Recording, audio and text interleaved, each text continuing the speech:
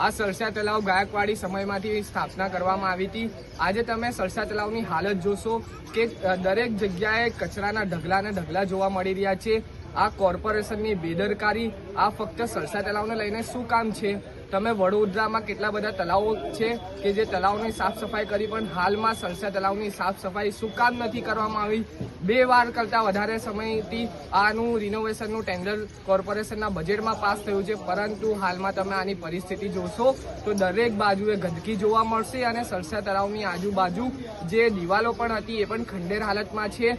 આ જગ્યા પર ફેક્સિંગ કરવામાં આવે, કારણ કે અહીં કેટલા બધા લોકોની વસ્તી પણ વસે છે, જેના બાળકો આ સરસા તળાવમાં પડે તો એની સંપૂર્ણ જવાબદારી કોણ લેવા માંગશે? આ મોટો પ્રશ્ન છે। સાથે સાથે જો સ્ટેન્ડિંગ કમિટીના ચેરમેન અને મેયર અને બીજા સાંસદ પણ આ જ વિધાનસભાના હોય તો આવી બેદરકારી ખૂબ જ કોર્પોરેશન માટે શરમજનક વસ્તુ છે। તો તાત્કાલિક ધોરણે સરસા તળાવને રિનોવેટ કરવામાં આવે અને એની ચારે બાજુ ફેક્સિંગ નોંધાવવામાં આવે એવી અમારી માંગ છે। જો અમારી માંગ વહેલા તકે સ્વીકારવામાં નહીં આવે તો કોર્પોરેશનની ઓફિસની તાળાબંધી પણ અમારી મારફતે કરવામાં આવશે।